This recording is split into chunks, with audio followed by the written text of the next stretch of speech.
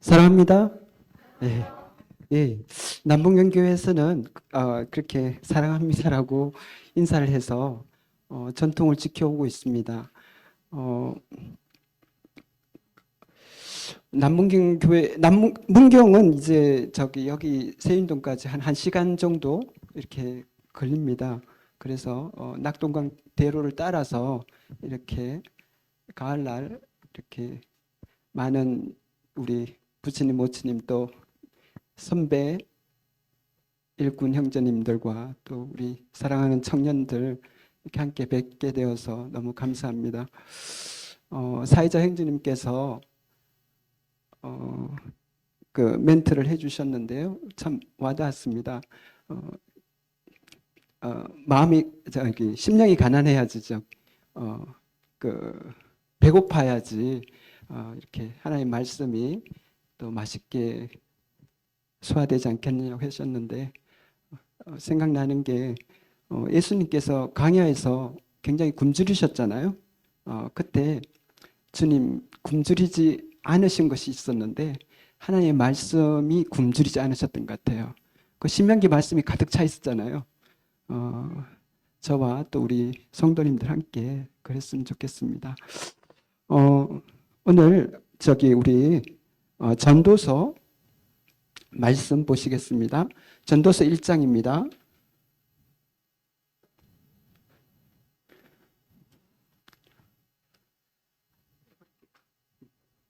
예, 전도서 1장,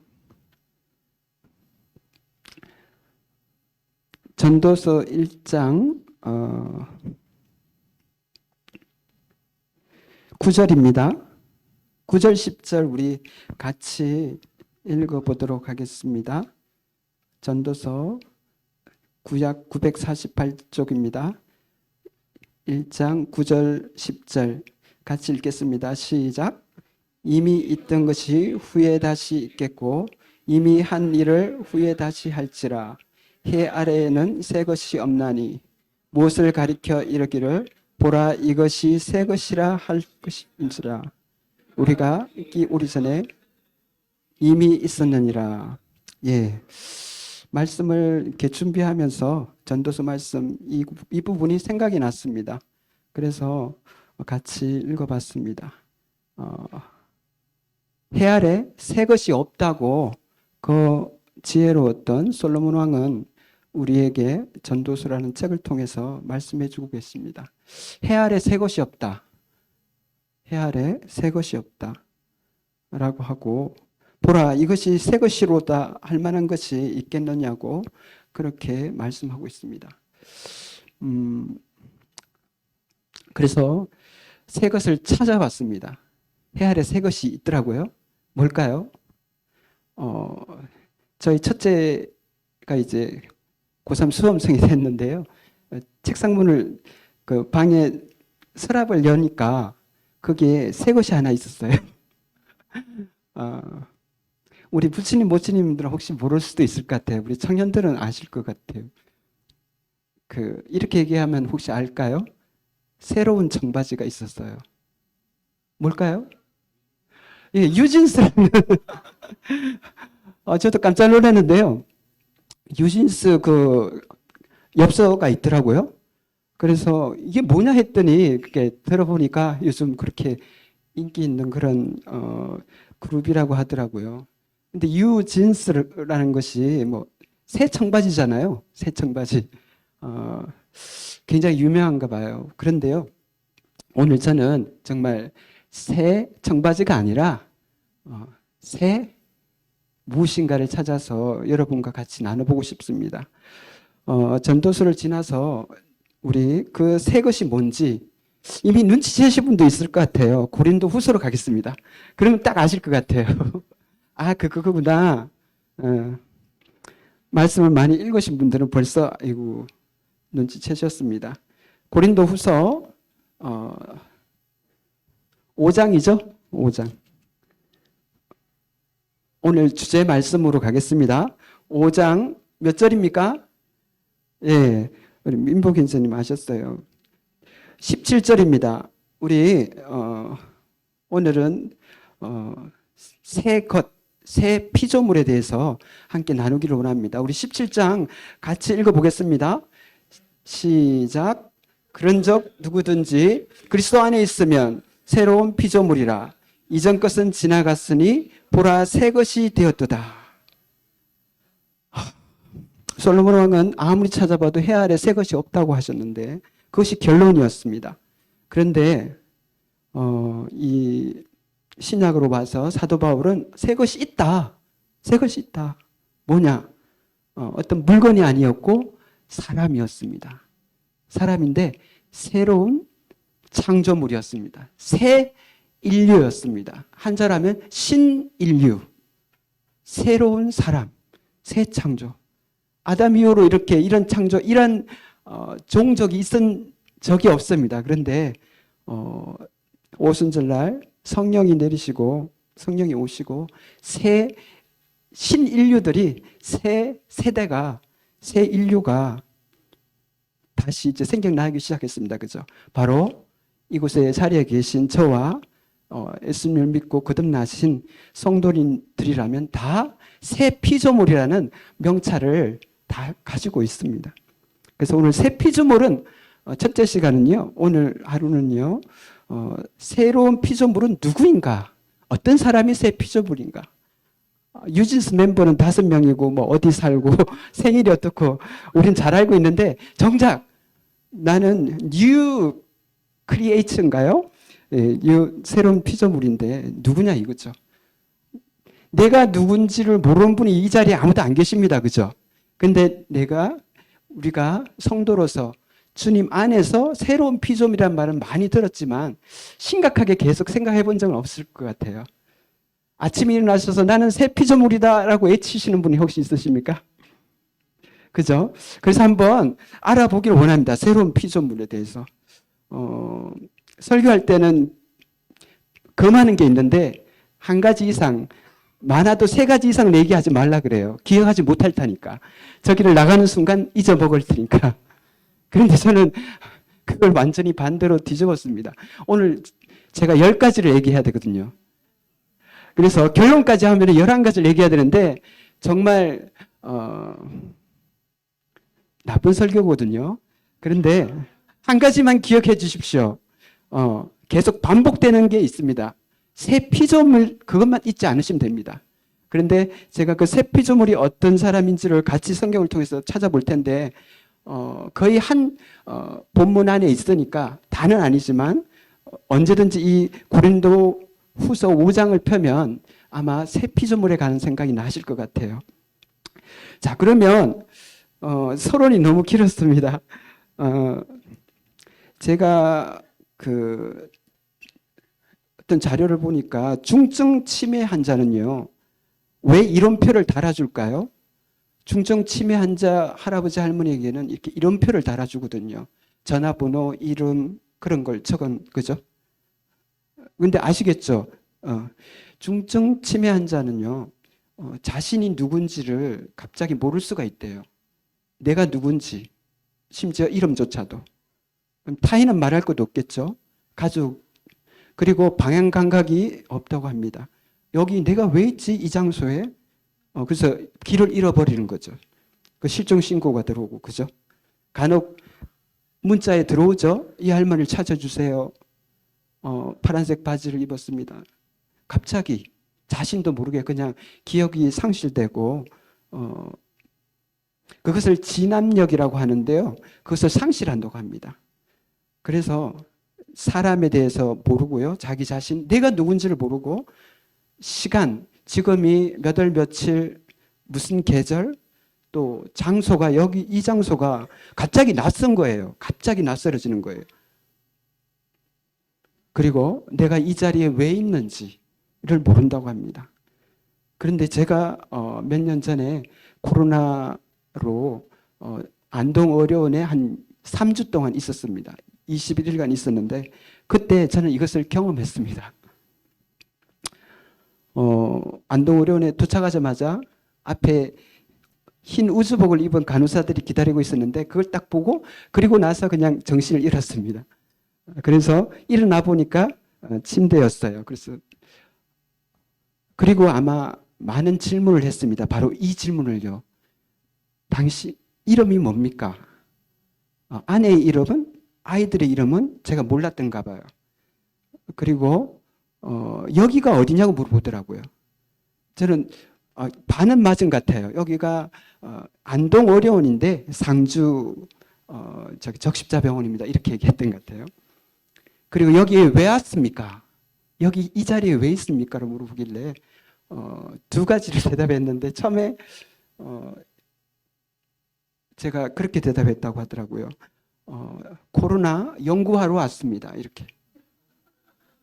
코로나 연구하러 왔습니다. 그리고 다음에 또 물었을 때 요단강 건너가려고 왔습니다. 이런 식으로 얘기했다는데 전혀 몰랐던 거죠. 그리고 집사람이 간호사의 전화를 받으면서 아저씨가 혹시 글을 모르세요? 이름도 모르고 자녀들 이름을 물었는데도 모른다 그래가지고 집사람 굉장히 많이 울었다고 하더라고요. 갑자기 바보가 되어버렸으니까요. 그래서 그렇게 저도 순간적으로 그걸 잃었던 거죠. 그래서 하루 정도 깨어나서 이제 제정신이 돌아왔습니다. 지나서 소크라테스가 너 자신을 알라라고 했잖아요. 너 자신을 알라. 이것은 원래 어떤 질문에 대한 대답이었을까요? 제자들이 뭔가를 질문했는데 소크라테스의 대답은 너 자신을 알라였습니다. 저도 그거 생각 안 해봤는데 준비해서 보니까 그 질문이 진리가 뭡니까? 라고 물었을 때 소크라테스가 너 자신을 알라라고 했다. 소크라테스의 그 철학적인 깊이는 전 모르겠지만 저는 오늘 제가 준비한 말씀에 참 부합한 것 같아서 너 자신을 알라. 우리는 그렇게 우리 자신을 모를 수 있습니다. 나이가 많이 들어서 정말 이렇게 치매가 될 수도 있잖아요. 그죠? 모를 수 있습니다. 그런데 우리가 잊지 말아야 될 것은 성도로서 우리 자신이 누군지를 이번 시간을 통해서 알아보고 다 아시는 것들이에요. 한 번씩은 다 들어본 것들입니다. 그러나 저와 우리 성도님들 같이 다시 한번 우리가 누군지 성도로서 새 피조물로서 거듭난 신자로서 하나님의 자녀로서 누구인지를 다시 한번 하나하나 짚어 가보기를 원합니다.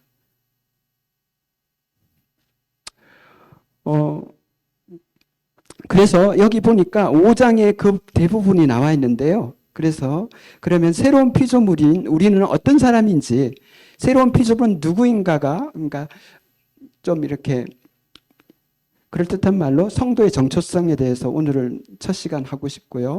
또 내일 2시간은 새로운 피조물은 무엇을 힘쓰는가, 성도의 삶에 대해서 특히 주님이 오심이 가까운 이때, 그리고 마지막 시간에는 새로운 피조물은 무엇을 기다리는가, 새로운 피조물은 무엇을 기다리는가, 성도의 소망에 대해서 이렇게 살펴보도록 하겠습니다. 자, 그러면 우리 첫 번째로 새로운 피조물은요, 어떤 사람인가 하면요, 이런 사람입니다.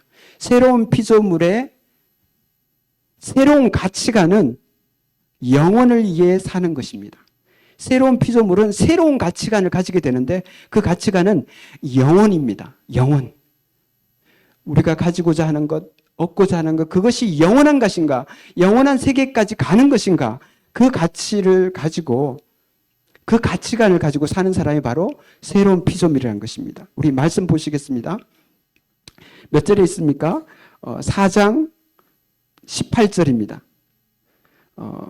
대부분 다 5장에 있는데 한 가지가 4장 마지막 절에 있습니다. 4장 18절 우리 함께 읽어보겠습니다. 시작. 우리가 주목하는 것은 보이는 것이 아니요 보이지 않는 것이니 보이는 것은 잠깐이요 보이지 않는 것은 영원함이라. 예, 우리가 가치관이라고 하잖아요. 가치관. 그 사람의 가치관에 무엇을 가장 가치 있게 여기느냐. 돈인가? 지식인가? 명예인가? 인간관계인가? 이런 거 얘기하지 않습니까? 그래서 가치관. 그 가치관은 영원한 것인가 영원하지 않는 것인가. 그것이 바로 새로운 피조물의 모든 가치 판단의 척도라는 것입니다.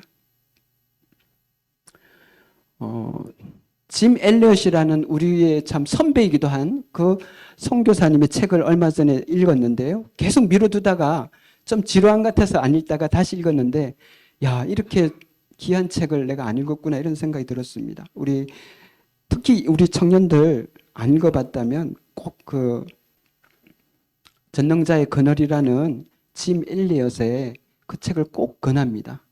저희 아이도 이제 시험 치고 대학 가기 전에 혹은 군대 가기 전에 꼭 이것을 몇 번 읽으라고 하고 얘기하고 싶은 책입니다. 그렇게 얘기했죠. 영원하지 않은 것을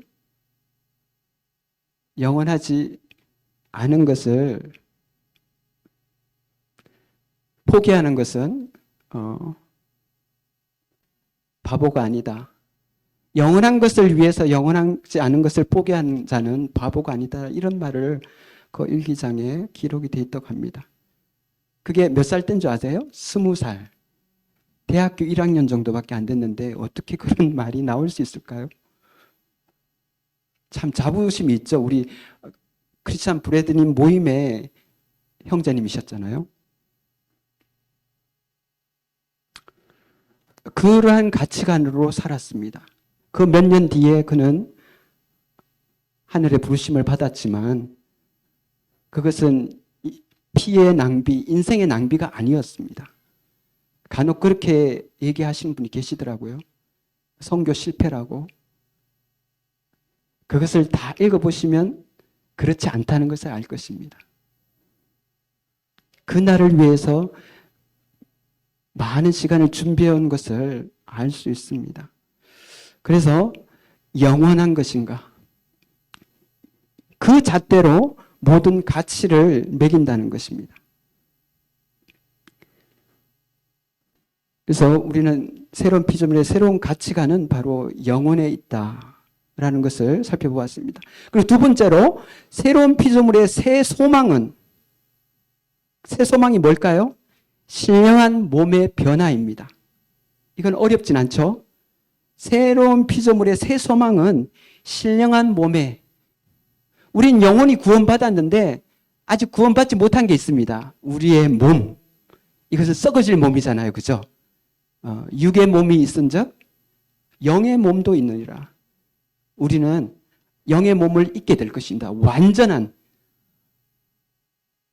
영원한 세상에 적합한 그 옷을 입게 될 것입니다.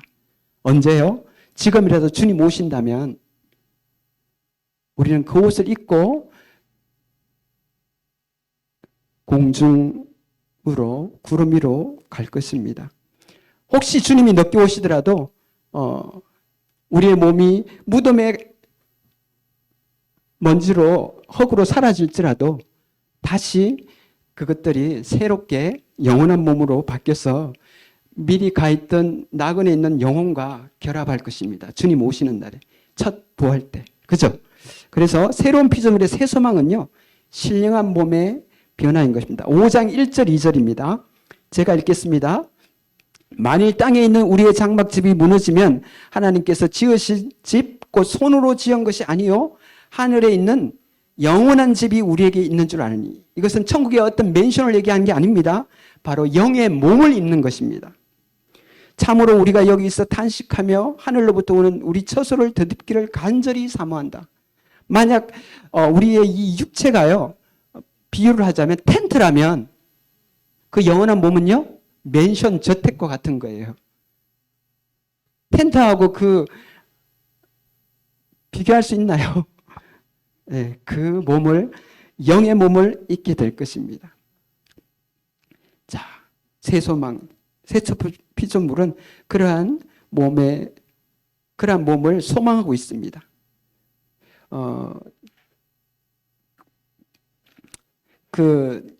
고린전서 15장에 보면은 그 부분이 나와 있는데 시간이 아직 할 게 많기 때문에 찾아보진 않겠습니다. 거기 보면 15장 51절에 보면 순식간에 호련히 우리의 몸이 변화하리니, 그죠? 빌립보서에서도 너희의 낮은 몸을 주의 영광의 몸처럼 입을 것이라고 말씀하고 계십니다. 흙에 속한 자의 형상을 입은 것처럼 우리의 이 몸은 아담의 몸이 똑같습니다. 아담의 몸과 같습니다. 첫사람, 이제 마지막 아담, 둘째 사람, 예수 그리스도의 부활한 몸과 같은 몸을 우리는 입을 것입니다. 하늘에 속한 자의 형상을 입을 것입니다. 지금 우리는 땅에 속한 자, 아담의 몸처럼, 그러나 이건 완벽하지 않잖아요. 넓고 병들고 결국 흙으로 돌아가게 되어 있습니다. 흙에서 만들었으니까, 흙에서 취했으니까 흙으로 돌아가죠. 그래서 그 신령한 몸이 바로 새로운 피조물의 새 소망이다. 세 번째로 새로운 피조물의 새 삶의 방식은 믿음으로 행하는 것이다. 5장 7절입니다. 5장 7절 우리 읽어보겠습니다. 시작. 이는 우리가 믿음으로 행하고 보는 것으로 행하지 아니함이라. 이 새로운 피조물은요, 그 삶의 방식은 믿음으로 하는 것입니다. 믿음으로 행하는 것입니다. 눈에 보이는 것으로 하는 것이 아니라는 것입니다. 믿음으로.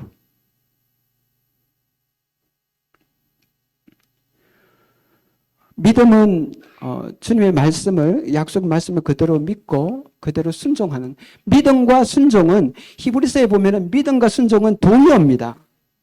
단순히 지적인 동의가 뿐만 아니라 순종하는 것이 또한 믿음이거든요.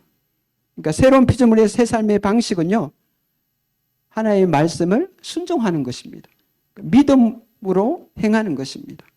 그래서 그 믿음과 순종이 하나가 된 그러한 삶의 방식을 산다는 것이죠.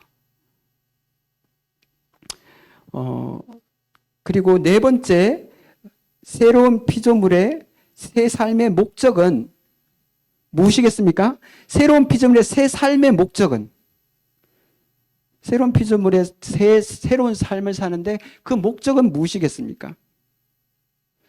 주님을 기쁘시게 하는 것입니다. 제가 남문경교회에서 퀴즈를 냈는데 주님이 가장 즐겨 차시는 손목시계 이름이 손목시계가 뭘까요? 했거든요. 뭐겠습니까? 주님이 가장 좋아하시는 손목시계. 예. 하나님을 기쁘시게. 너무 이게 바로 아저씨 개그죠. 예. 주님을 기쁘시게. 그 시계를 가장 좋아한다고.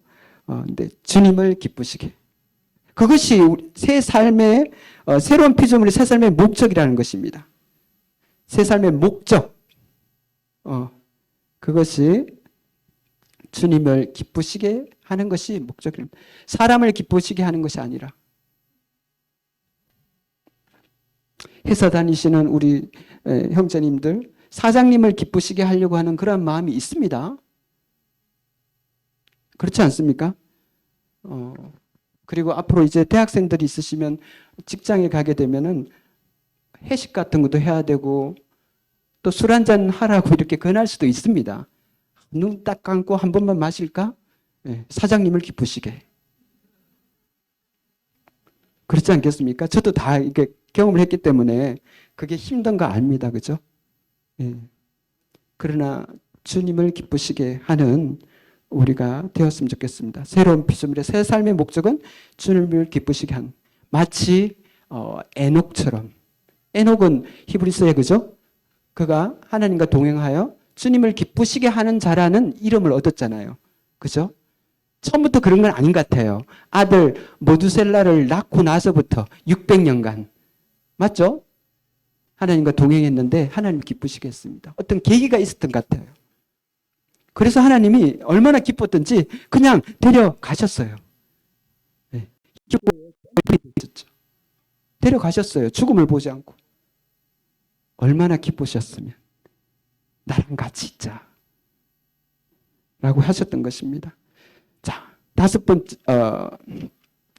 번째는 순서상 제가 뒤로 뺐고요. 여섯 번째, 새로운 피조물의 새 삶의 원동력은 무엇일까요? 새로운 피조물의 새 삶의 원동력은, 한번 맞춰보시죠. 제가 많이 더운 것 같아서요. 새로운 피조물의 새 삶의 원동력, 그러한 새 삶을 살도록 하는 그 힘은 어디서 오는 걸까요? 네, 자매님 맞으셨어요. 네, 그리스도의 사랑입니다. 5장 14절 5장 14절 너무나 유명한 구절이죠. 제가 읽겠습니다. 그리스도의 사랑이 우리를 강건하시는도다. 우리가 생각건대 한 사람이 모든 사람을 대신하여 죽었은 즉 모든 사람이 죽은 것이라. 저번 주에 복음 집회가 있었는데요. 저는 이 모든이란 말이 이렇게 아름다운 말인지 몰랐습니다. 모든이란 말. 너무너무나 아름다워요. 왜 그럴까요? 한 사람이 모든 사람을 위해서 죽었기 때문에 저와 여러분들이 구원받은 것이잖아요. 제사함 받은 것이잖아요. 모든 책상 하면요. 세상의 모든 책상들이에요. 잘났건 못났건 크건 작건 비싸건 싸건 모든 책상들입니다. 모든 넥타이, 세상의 모든 넥타이들 다 포함되는 것입니다. 모든 사람, 저와 여러분 모든 사람, 심지어 이 자리에 없는 사람들조차도 내 한 사람이 모든 사람을 대신하여 죽었다를 대표해서 그 사랑이 우리를 이 새 피조물의 삶을 살도록 하는 원동력이란 것입니다. 이렇게 표현하면 어떨까요? 엔진. 자동차 엔진이 필요하잖아요. 우리 황형제님 자동차 매니아였다고 하시는데 엔진 중요하죠? 황형제님 어떻게 계십니까? 엔진 중요하죠. 엔진이 없으면 갈 수가 없잖아요. 저희 교회 자매님이 모닝차를 바꿨는데 똑같은 모닝이었는데 조금 연식은 다른데 차를 타는데 자꾸 이렇게 오르막을 내렸는데 이전 차보다 연식은 빠른 건데 힘이 없다는 거예요. 내가 잘못 샀나? 속았나? 뭐 이런 생각을 했는데 카센터 아저씨한테 물어보니까 연식은 빠르지만 이전 거는 4기통이고 지금 이거는 3기통이에요. 자매님도 잘 모르시죠? 4기통, 3기통. 엔진이 어쨌든 더 좋은 거예요. 그 숫자가 많을수록. 자, 엔진은 이렇게 힘있게 가게 합니다. 새 피조물의 삶을 이렇게 힘있게 가도록 하는 것은 바로 그리스도의 사랑이라는 것입니다. 지옥에 대한 두려움이 아니고요. 그리스도의 사랑, 어쩌면 최고의 중요한 거 아니겠습니까? 그리스도의 사랑. 강건하시는도다는요, 이렇게 그냥 강제적으로 밀어제치는 것입니다. 마치 이런 거예요. 연초가 되면은 해돋이 보러 가잖아요. 해돋이 보러 가면 정동진인이 저기 동해안에 가면은 사람들이 얼마나 많은지 그 무리 속에요. 어떤 분의 경험담을 들었는데요. 너무 사람이 많으니까 마치 이태원 그 비극처럼 너무 사람이 몰려가지고요. 자기 다리가 붕 떠더래요. 그리고 자기가 원치도 않았는데 이제 이 힘에 의해서 밀려가는 거예요. 나는 저쪽으로 안 가고 싶어. 그런데 압축이 돼가지고 다리가 떠서 막 가는 거예요. 그게 바로 여기서 얘기하는 강건하시는도다.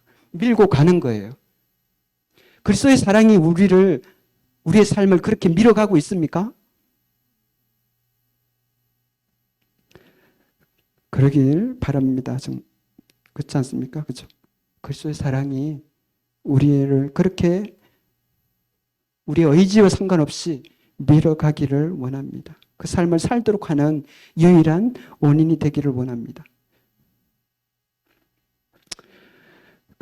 7번째로 새로운 피조물의 새로운 시각은 새로운 눈이 열린다는 거예요. 새로운 피조물의 새로운 시각은요. 육체를 보고 판단하지 않는 것입니다. 외모를 보는 것이 아니라는 것입니다. 세상적인 이력서를 보는 게 아니라는 것입니다. 5장 16절 한번 같이 읽어보겠습니다. 시작. 그러므로 우리가 이제부터는 어떤 사람도 육신을 따라 알지 아니하노라. 비록 우리가 그리스도도 육신을 따라 알았으나 이제부터는 그같이 알지 아니하노라. 보이는 눈으로 판단하지 않는다는 것입니다.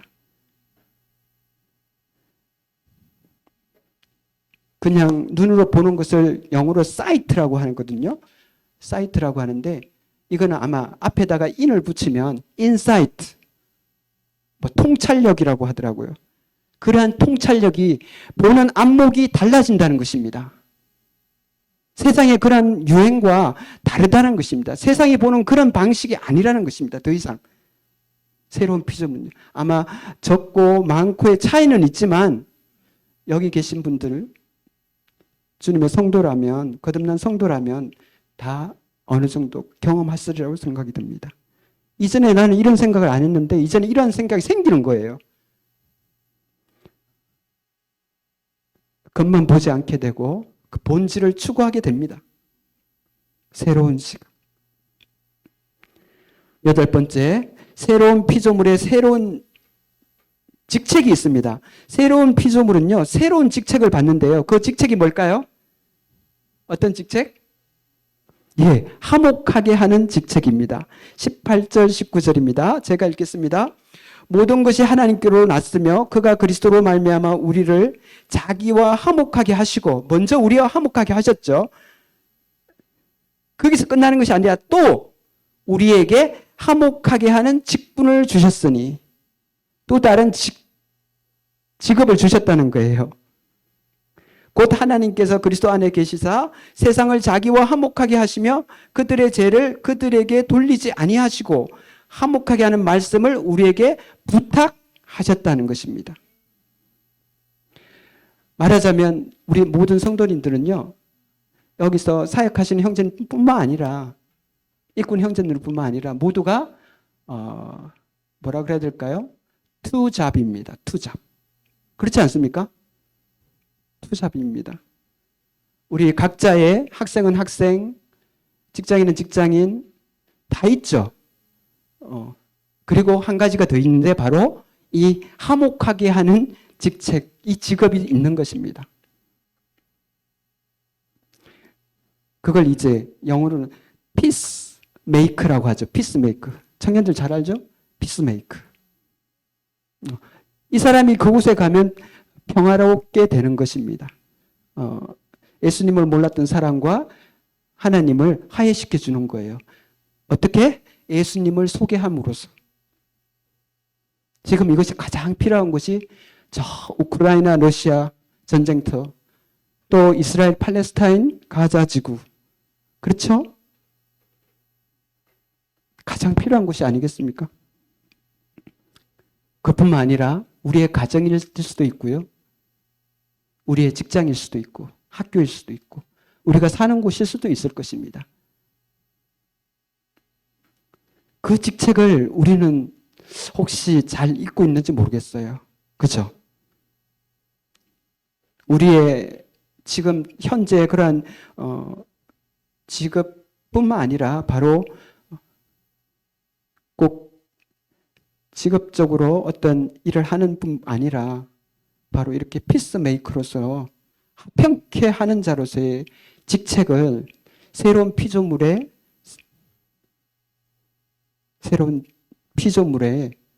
주님께서 주신 그러한 직책이라는 것입니다. 우리가 이러한 투잡임을 잊지 않았으면 좋겠습니다. 9번째로요. 새로운 피조물의 삶의 새로운 지침. 새로운 피조물의 새로운 삶의 지침은 뭘까요? 여기 이 부분은 이 고린도 후서 여기 5장 말씀은 있지 않습니다. 그래서 다른 성경에서 가져왔는데요. 혹시 뭘까요? 새로운 피조물이 삶을 살 때 지침으로 삼는 거, 지침으로 삼는 거. 말씀입니다. 가이드라인, 하나님의 말씀입니다. 그래서 성경의 딱 중앙을 펴면 어디입니까? 시편이죠? 시편 몇 장입니까? 119편입니다. 가장 긴, 그죠? 시편 119편에 155절, 또 중간쯤 보면은 시편 119편 155절이 뭘까요? 하나님의 말씀에 가는 주의 말씀은 내 발의 등이요 내 길의 빛이니이다. 주의 말씀. 그 빛이 없어 가다가는 부딪히고 머리가 깨지고 할 겁니다. 어두운 곳에. 그 빛이 없이, 말씀 없이. 새로운 피조물은 그 등과 빛이 필요합니다. 내 발의 등, 하루하루 사는데 필요한 말씀들입니다. 하루를 비춰줍니다. 그 내 발 위의 등이.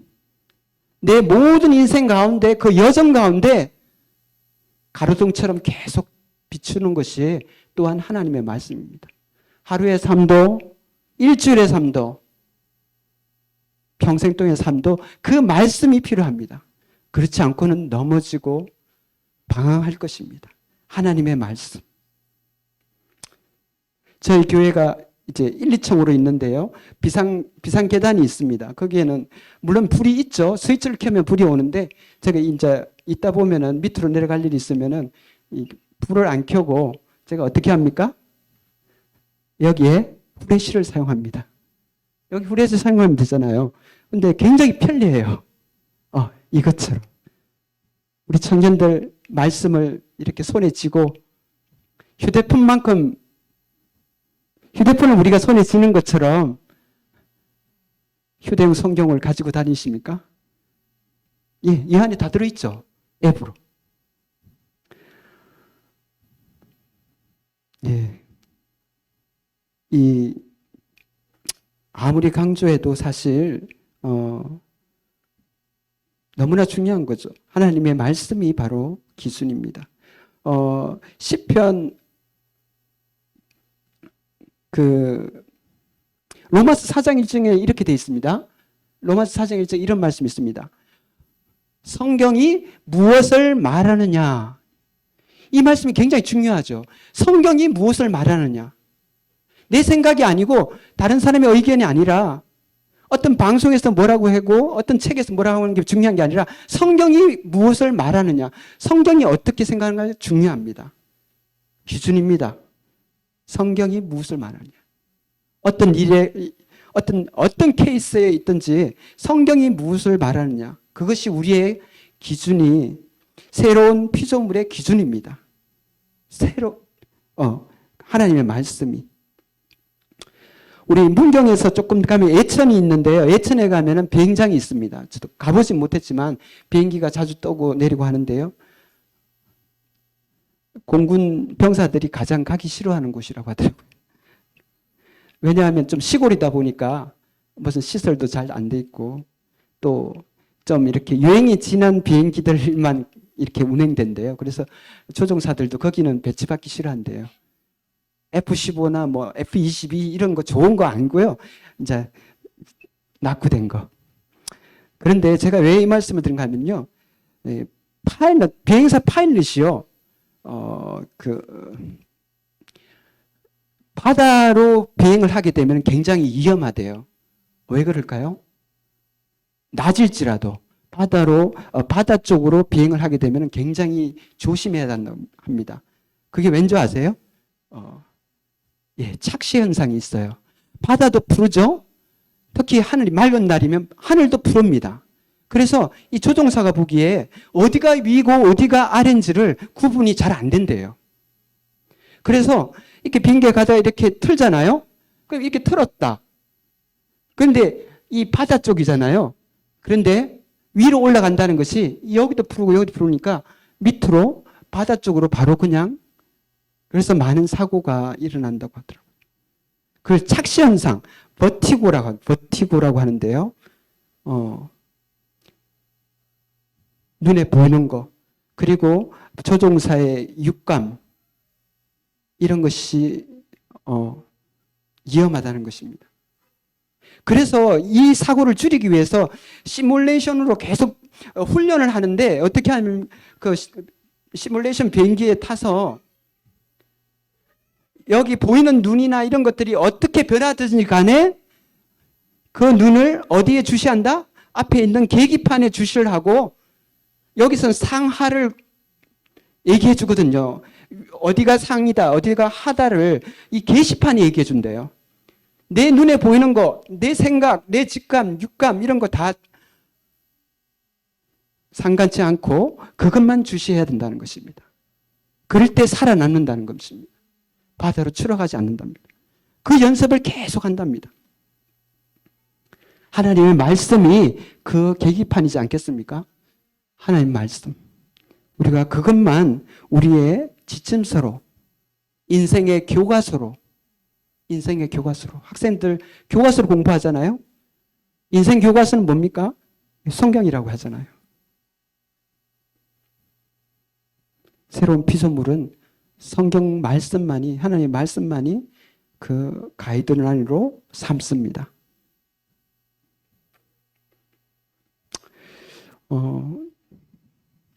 그래서 긴 시편이지만 전체 시편의 150편의 주제라고 할 수 있는 시편 1편에서는 바로 시편 1편 2절에서 다윗은 뭐라고 했죠? 어떤 사람이 행복한 사람이다? 하나님의 말씀을, 주의 말씀을 주야로 묵상하는 자다. 그게 시편의 전체 주제입니다. 그리고 디모데후서 3장 15절에는 말세에 가까워질수록 성경 말씀에 주의해서 성경 말씀을 한번 찾아볼까요? 디모데전서 후서인가요? 3장 15절 한번 보겠습니다.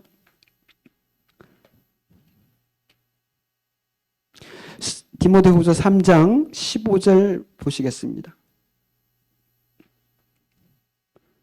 사도 바울 형님도 디모데에게 그 영적 아들 디모데에게 이렇게 말세에 고통하는 때가 이르는 것을 얘기하면서 지금 우리는 말세를 살고 있습니다. 그때 가장 중요한 게 뭐라고요?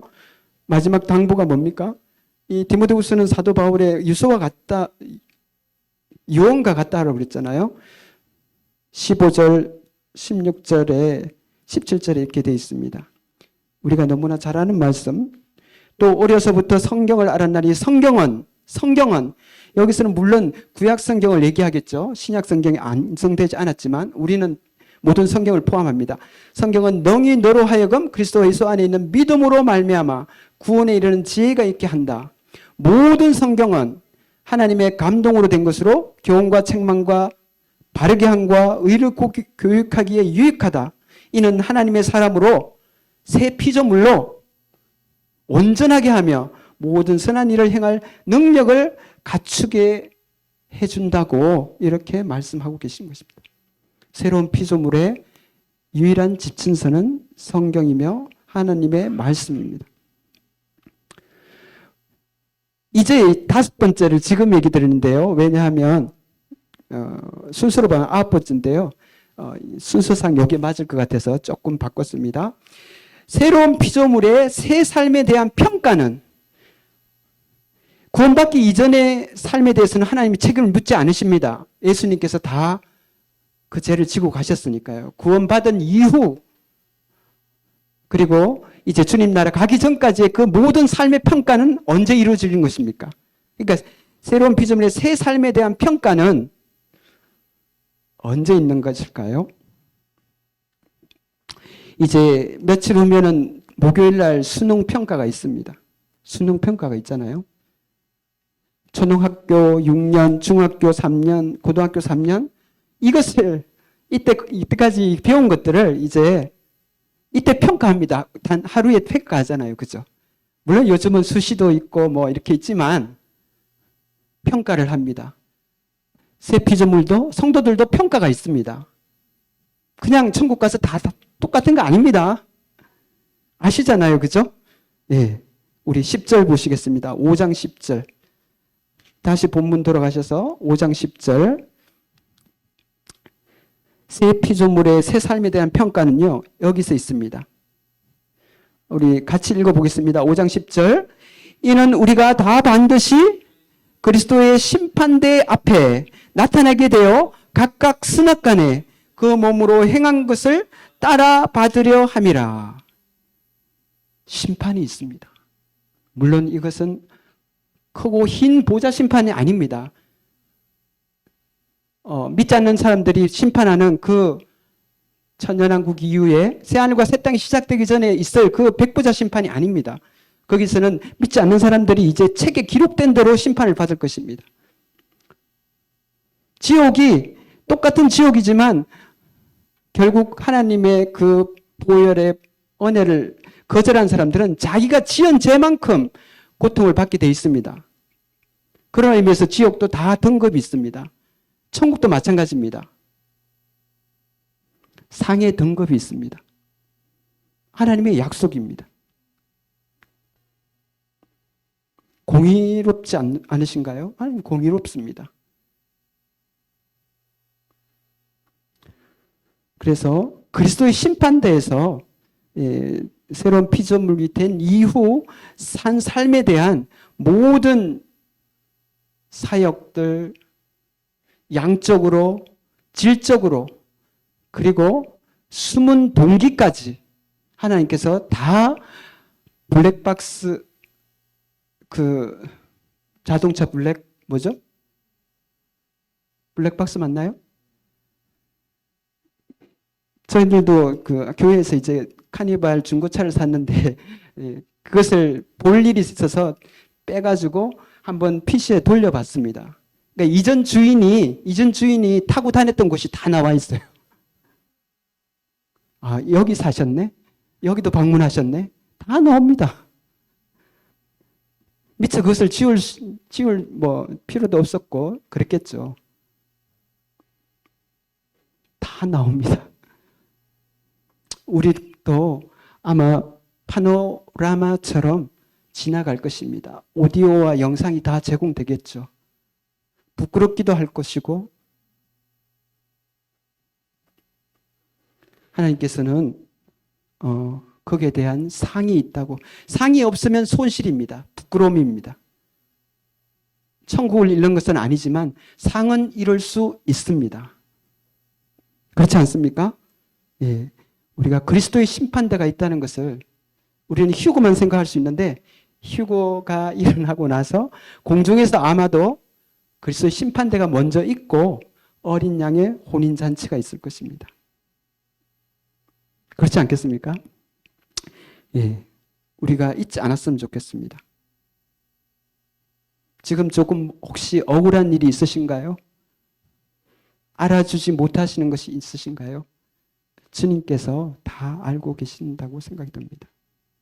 그날 착하고 충성된 종이라고 칭찬하실 것입니다. 그 반대의 경우도 있겠죠. 너무 부끄러운 심판대가 될 수도 있을 것입니다. 10번째로 새로운 피조물의 새 거주지는 어디일까요? 새로운 피조물의 새 거주지는 주소를 혹시 말씀해 주시겠습니까? 새로운 피조물의 새 거주지는 제가 주소를 한번 적어봤습니다. 새 하늘 시, 새 땅군, 새 예루살렘 시, 이렇게 물론 이제 군하고 시하고 같이 있을 수 없지만 새 하늘, 새 땅, 새 예루살렘입니다. 새 피조물만 갈 수 있습니다. 애 피조물은 거기에 살 수가 없습니다. 새 하늘과 새 땅과 새 땅, 새 하늘 아래, 새 땅 위, 수도, 중심, 성이라 그러니까 좀 표현이 그렇잖아요. 새 예루살렘 시입니다. 시티, 시예요. 파리나 뉴욕시처럼 서울시처럼 시입니다. 그 사이즈가 나와 있죠. 계시록에, 그죠? 어떤 환상이 아닙니다. 실제입니다. 새 피조물은 그것에 영원히 거할 것입니다. 물론 그곳에 들어가기 전에 잠시 이 땅에서 1000년 동안 이 땅에서 주님과 함께 통치하는 기간이 있을 것입니다. 1000년 동안. 그러나 하루같이 지나가겠죠. 1000년이 하루 같고 하루가 1000년 같은 그 천년왕국이 있겠지만 결국에는 그 천년왕국도 끝이 나면 새 하늘과 새 땅, 새 예루살렘으로 입주하게 되는 것입니다. 영원히. 왜? 새로운 피조물은 거기 가야 되거든요. 잠깐 천년왕국을 경유하겠지만 금세 그 영원한 새 하늘과 새 땅, 새 예루살렘을 가게 될 것입니다. 이렇게 해서 10가지가 끝났습니다. 다 기억하기 힘드시죠? 예, 고린도후서 5장 펴면은 거기에 다 있으니까 찾으실 수 있을 것입니다. 중요한 것은 새로운 피조물인 것을 잊지 말자라는 것입니다. 새로운 피조물이라는 것을. 자, 그러면 이제 말씀을 점점 이렇게 마무리해 갈 것 같은데요. 그렇게 새로운 피조물이라는 관점으로 우리를 보게 되고 보면은 성경을 이제 펴 보시면 아, 이렇게 새로운 피조물로 사는 사람들이 있구나. 믿음의 선배들이 다 그랬다는 것입니다. 저 구약부터 볼까요? 에녹. 하나님과 동행한 에녹. 그렇게 살았습니다. 갑자기 아들 무드셀라를 놓고 내 아들 무드셀라가 죽으면 이제 하나님께서 이 땅을 썰어버리시는구나. 제대로 살아야지 이런 마음이 들었을까요? 하나님과 너무나 동행하는 삶을 하나님의 기쁘시게 하는 그러한 삶을 살았습니다. 에녹. 그 다음에 노아가 있죠. 또 아브라함도 있습니다. 아브라함. 그런데 아브라함은 중간중간에 아브라함도 뭐 이렇게 넘어지기도 하고 했습니다. 그죠? 뭐 아내를 루이라고 속이고 그것도 2번씩이나 그리고 약속을 25년 동안 약속을 기다리다가 못 참고 아내가 시키는 대로 그죠? 이스마엘도 낳고 그러나 히브리서 보십시오. 그가 인내로 약속을 참아서 인내로 약속을 얻었다라고 그렇게 평가하고 있습니다. 너무나 좋죠. 그러한 작은 넘어짐들은 하나님께서 안 봐주시는 것 같아요. 그냥 그의 평가는 끝에 가서 그가 인내하여 결국은 하나님의 약속을 받았다고 이삭을 얻었다고 표현해 주시더라고요. 얼마나 감사합니까? 예. 솔로몬이 나중에 좀 잘못한 게 있었는데 그러면 잠언 전도서 아가서 다 빼야 되잖아요. 우상숭배 얼마나 했습니까? 그죠? 그런데 그대로 있잖아요. 하나님께서는요. 그런 허물을 안 봐주시는 것 같아요. 결국 결론적으로 그렇게 아브라함을 믿음의 선배라고 이렇게 말씀하고 계십니다. 모세도 있었고요. 모세도 이러한 가치관, 이러한 하나님의 말씀과 또 장차 그러한 하나님 앞에서 있을 그 평가를 생각하면서 살았다는 거죠. 만약 모세가 히브리서에 나온 것처럼 모세가 이집트의 왕자로서의 그 명예와 권력과 많은 재물과 그것을 바래서 그냥 히브리 혈통이지만 그냥 애굽의 왕궁에 머물렀다면 상상해보건대 어느 분이 이렇게 상상하셨어요. 가끔 서울 같은 데서는 박물 전시회 같은 게 있잖아요. 고대 이집트 왕궁, 이집트 피라미드 뭐 이렇게 전시물 하는 그런 게 있잖아요. 특별전. 만약 모세가 하나님의 백성과 수모를 받는 것을 마다하고 애굽의 왕자로서 만족하여서 살았더라면 어쩌면 우리는 그 모세를 어디에서 볼 수 있습니까? 서울 박물관에 가서 이집트 피라미드 전시관에서 미라로 누워있는 아마 모세를 받지 않을까요?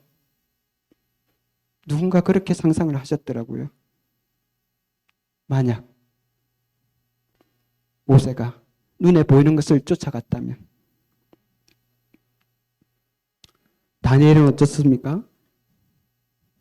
그러고 보니 히브리서 11장에 있는 그 믿음의 전장의 믿음의 선배들의 모습들이 그렇구나. 이 방금 우리가 본 10가지 그러한 새로운 피조물의 그러한 가치관, 평가, 목적, 영혼을 추구하는 거, 이 많은 것들을 이분들이 그것을 알았기 때문에 내가 누구인지를 알았기 때문에 그렇게 살았구나. 히브리서 11장.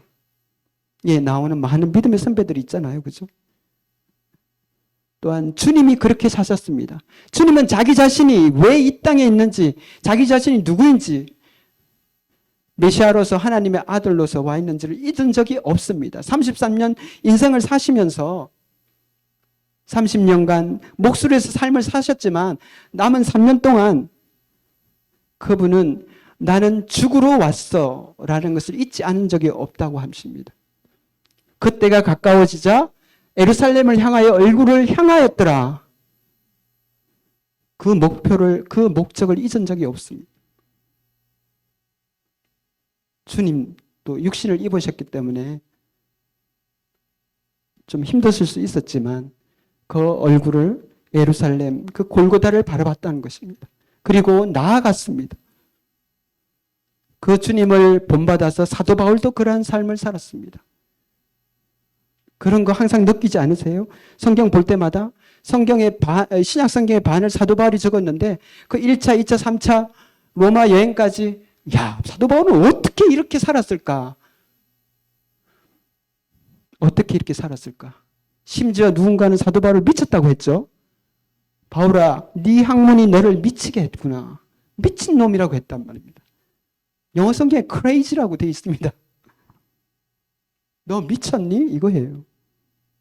사도 바울은 미쳤다는 소리만큼 그렇게 사는데 뭐가 이렇게 사도 바울을 그렇게 살게 했을까요? 바로 우리가 앞에서 봤던 그러한 것을 그 새 피조물로서의 삶을 그런 하나님께 직접 그러한 사명을 받기도 했죠. 네. 유대인을 질투나게 하도록 하기 위해서 이방인에게 복음 전함을 받았습니다. 주께서 나에게 주신 사명, 주 예수 그리스도의 복음을 이방인에 전하는 것, 그것이 그의 사명이었던 것을 알았던 것입니다.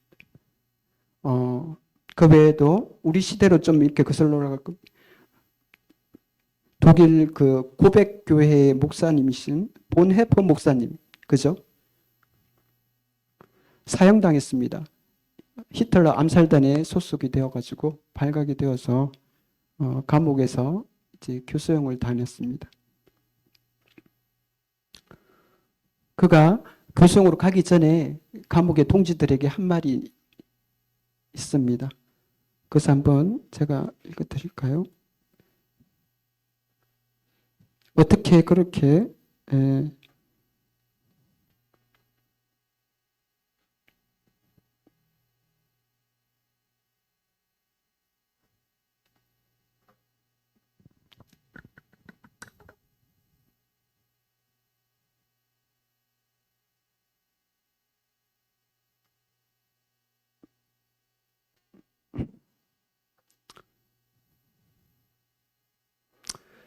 그런 삶에서뿐만이 아니라 죽음에서도 분명한 삶을 살았습니다. 사형이 집행되는 날 아침 직감적으로 생을 마감한 날임을 알았을 때 그는 당당히 일어서서 감옥의 동지들에게 인사하였습니다. 동지들, 이제는 우리가 헤어질 시간이 되었습니다. 그동안 사랑해 준 우정에 감사합니다. 새날이 되면 천국에서 뵙겠습니다. 안녕히 계십시오. 인사를 하고 뚜벅뚜벅 걸어 나갔습니다. 그는 어떻게 목사가 암살들에 가입을 합니까? 라고 물었을 때 이렇게 대답했습니다. 우리가 타고 가는 버스의 운전사가 미쳤다면 우리는 그 운전사를 완력으로 밀쳐서라도 버스를 정지시켜야 하지 않겠습니까? 라고 대답했다고 합니다.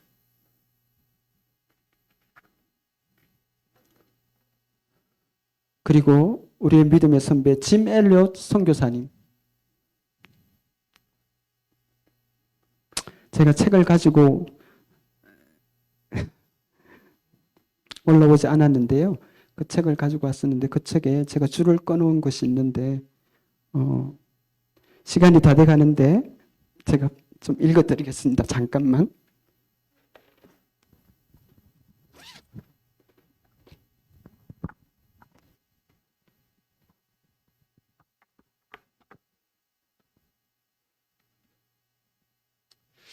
이렇게 얘기했습니다.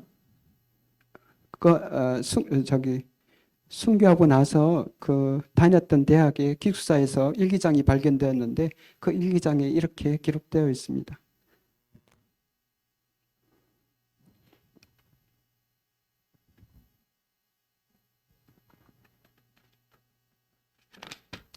스무 살 때 짐은 이렇게 기도했다. 대학 1년생 때. 짐 엘리엇의 기도는 이거였습니다. 주님, 성공하게 하소서. 주님, 성공하게 하소서. 높은 자리에 오른다는 뜻이 아니라 제 삶이 하나님을 아는 가치를 드러내는 전시품이 되게 하소서. 정말 너무나 도전되는 말씀이 아닙니까? 주님, 성공하게 해주세요. 그런데 좋은 직장 가고 성진하고 돈 큰 집 빠른 차 뭐 이런 것이 아니라요. 제 삶이 하나님을 아는 가치. 하나님, 이 짐 엘리엇은 하나님의 가치를 알았구나. 그 영혼의 가치를 알았구나. 이 사람을 보면, 이 사람의 삶을 보면. 그래서 전시품이 되게.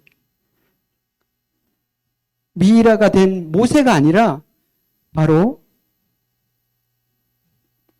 하나님의 가치를, 영혼의 가치를 깨닫는 사람은 바로 이렇게 사는 것이다라는 본보기가 되게 해달라는 것이 그의 기도였습니다. 20살 나이. 한 가지만 더 보여드리겠습니다. 아버지, 하나님 아버지를 뜻합니다. 저로 분기점 같은 사람이 되게 하소서. 제가 접하는 사람들을 결단의 기로로 이끄소서. 저는 직선 도로의 표지판이 되고 싶지 않습니다. 누군가 저를 가까이 옵니다. 직선 도로 앞으로 쭉 가라고 그냥 가는 거예요. 그런 직선 도로판 같은 사람이 되지 않고 저를 갈림길로 삼아 주십시오. 그리하여 사람들이 제 안에 계신 그리스도를 보고 어느 쪽으로든 하나를 택해야만 하게 하소서. 계속 갈 것인지 아니면 주 예수 그리스도의 방향으로 틀 것인지를 그러한 분기점이 되게 해달라고 얘기했다는 것입니다.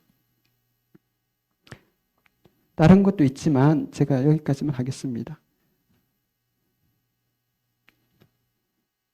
몇 년, 정말 30도 안 돼서 삶을 마감했습니다. 선교 실패가 아니라 그는 그런 인생을 꿈꿔왔습니다. 늘 버릇처럼 얘기하기를 나는 예수님처럼 단명의 영이 있는 것 같다. 단명. 주님, 저를 불꽃으로 삼아주세요. 그러나 그 불꽃은 길게 타지 않습니다. 주님의 제단에 타는 불꽃으로 가늘게 길게 살고 싶지 않습니다. 짧게. 주님처럼 살게 해주세요. 한마디로 짐 엘리엇은 주 예수 그리스도가 그의 목표였습니다. 그분처럼 사는 거. 물론 모두가 선교사가 돼야 된다는 얘기가 아닙니다. 하루하루를 그렇게 사는 것이 더 어려울 수도 있거든요. 한번 거창하게 순교하는 것보다 하루하루 작은 것에 순종하는 게 더 어려울 수도 있거든요. 우리 말씀 한 군데 보고 마치도록 하겠습니다. 고린도전서 15장 58절입니다. 읽고 기도드리고 마치도록 하겠습니다. 고린도전서 5장 18절 5장 58절입니다. 고린도전서 15장 58절입니다. 15장 58절. 우리 콘솔로 같이 읽겠습니다. 신약 284쪽 고린도전서 15장 58절 시작. 그러므로 내 사랑하는 형제들아 견실하며 흔들리지 말고 항상 주의 일에 더욱 힘쓰는 자들이 되라. 이는 너희 수고가 주 안에서 헛되지 않은 줄 알미라. 견실하고 흔들리지 맙시다. 견실하고 흔들리지 맙시다. 형제님들 또 자매님들 부친님 모친님들 청년 학생들 견실하고 흔들리지 말고 항상 주의 더욱 힘쓰는 자들이 되라. 왜냐하면 우리는 이러한 새 피조물들이거든요. 그냥 대충 사는 그러한 피조물들이 아닙니다. 그죠? 그래서 주님 저희들을 평가하실 때 우리가 최소한 많은 상이 없더라도 많이 부끄럽지 않았으면 좋겠습니다. 저와 우리 이곳에 계신 모든 성도님들 그랬으면 좋겠습니다. 정확하게 9시인데요. 제가 기도하고 마치도록 하겠습니다.